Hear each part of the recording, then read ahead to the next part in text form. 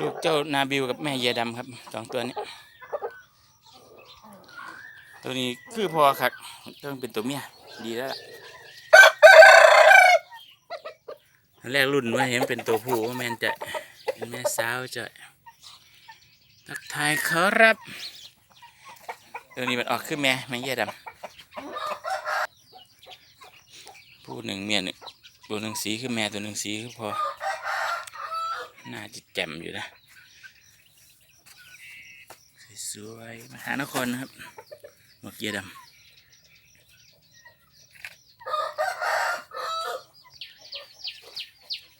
ก็สบายที่ทุ่งนาครับผม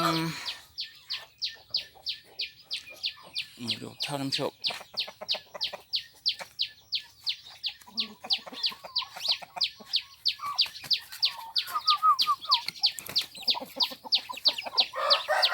ท้ายคือเก่าครับ